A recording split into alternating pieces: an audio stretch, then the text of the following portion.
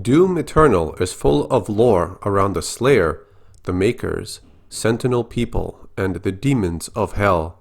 There were many things that inspired different aspects of Doom Eternal, and that's what we're going to look at for this video.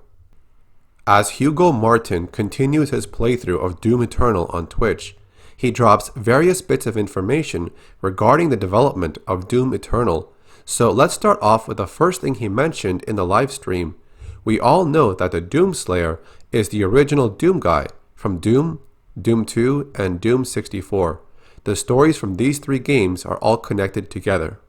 After defeating the Mother Demon in Doom 64, he chose to remain in Hell to ensure no demon ever rises again.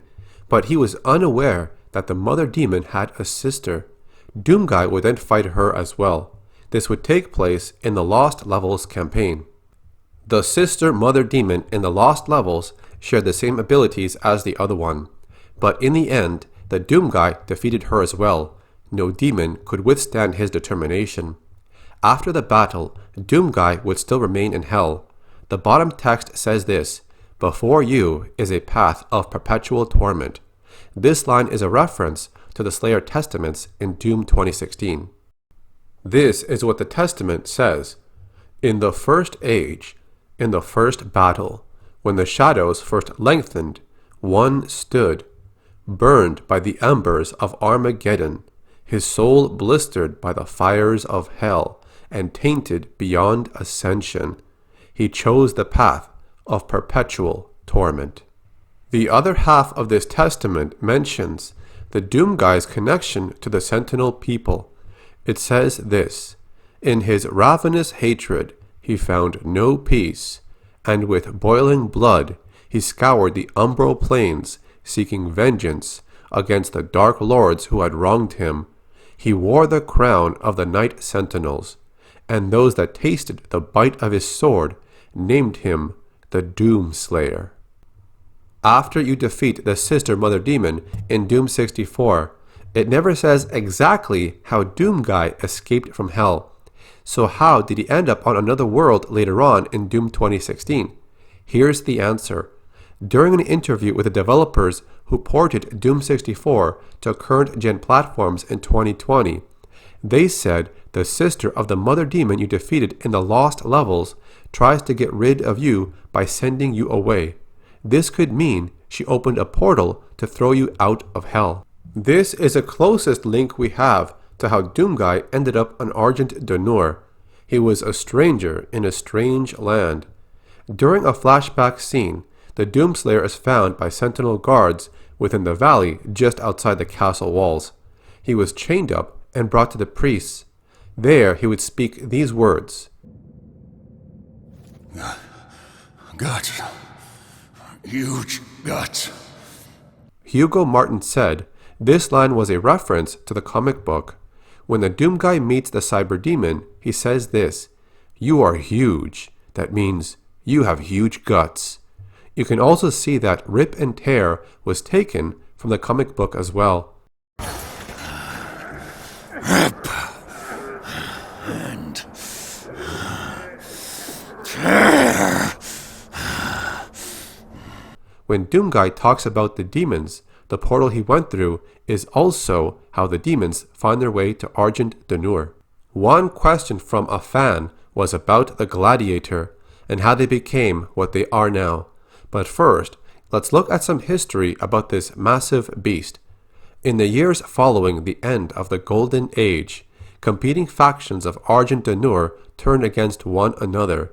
An insidious influence had infiltrated the Sentinel people, corrupting their once sacred traditions. The Colosseum, once a place of trial by combat where prisoners of the Argenta were tested for the right to fight in the front lines of their army, is now a place of blood sport. In violation of Sentinel law, the priests have encaged a demon there, a merciless executioner that enacts judgment of its own decree. The Gladiator, wielding an accursed shield which entombs the tormented soul of its undying master, remains undefeated in battle, infamous for the many lives it has claimed. Hugo Martin did give us a little backstory to the demon. The design of the Gladiator is an homage to the classic Hell Knights in the original Doom game. When you compare their physical traits, you can see there are similarities between them. The last fan question was regarding the corruption of Hell upon the land of Argent and why it does not look so deformed and evil as other realms that are absorbed by Hell. The simple answer to this is the level of corruption during this phase was not complete. To end the video off, I want to bring up a few points about the so-called Wretch.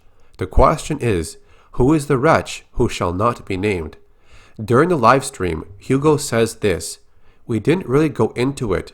The Wretch is the one who fashions your armor originally. And I will say, that is one that has been left on the table so far.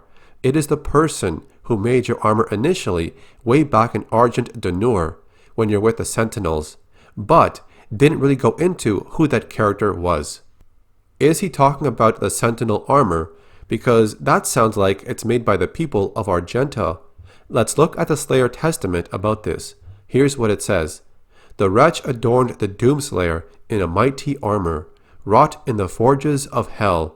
Who was the person that was in Hell? When a group of Sentinels entered a portal on their last mission with the Slayer, they were betrayed by one of their own. They became separated and fought until the very end. The Codex says this: "But of these last remaining Night Sentinels, only one remained in Hell by choice. Betrayer of Argenta, it was Commander Valen who relinquished the keys to the elemental sepulture." The Wraith Codex in Doom 2016 talks about when the Sentinels were betrayed. It says this: "The bargain was struck thus for the return of the betrayer's only son, lost on the battlefield. Dig Grav must be taken to the source of their power, the elemental wraiths, led there by the wretched Betrayer." So why does the Slayer Testament say this? "The Hell Walker found the Wretch who shall not be named."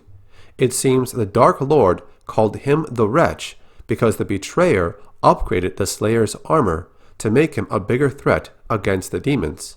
The word wretched and wretch is used for someone that is very unhappy or unfortunate. This really seems to connect with Valen's situation. He lost his son on the battlefield. The demons lied to him about bringing his son back. He betrayed the people he swore to protect. He lost everything. So, in one final act against the demons, he chose to help the Slayer in the end by upgrading his armor and Hell. But which armor was he wearing at the time? Was it the Sentinel armor that molded into the Praetor suit? Possibly, considering they both have that red thing in the same area around the chest. There's a lot of clues that point to Valen, the Betrayer, to also being known as the Wretch. The Dark Lord would call him the Wretch because he betrayed the Argenta and then he betrayed the demons as well. All of these things is how I see the Betrayer also being the Wretch. But at this point, it's really just a theory until we get a direct answer. But those are the clues I came up with. There are some fans out there that would think the Wretch is the Betrayer. But there's another theory out there. If we look at the Codex about the Spectre, it speaks about an occult of the 6 sealed eyes. They were warlocks of an abandoned sovereign house. There was a time when they would seek rebellion by means of black magic against the rule of the infernal archdemons. So this means that there were some groups that went against others. Is it possible that the Wretch could be a rebellious demon, and one of them forged the Slayer's armor and Hell as a way to set him loose against the other groups? So which theory do you think fits the role of the Wretch? Is it Valen the Betrayer, the demons seeking rebellion, or is it someone else? Put your thoughts in the comment section.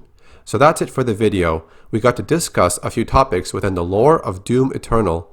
If you enjoyed the video, please leave a like on it and subscribe to see more content like this in the future. Thank you for watching. This is Carlos or Acid Glow, and I'll see you in the next video.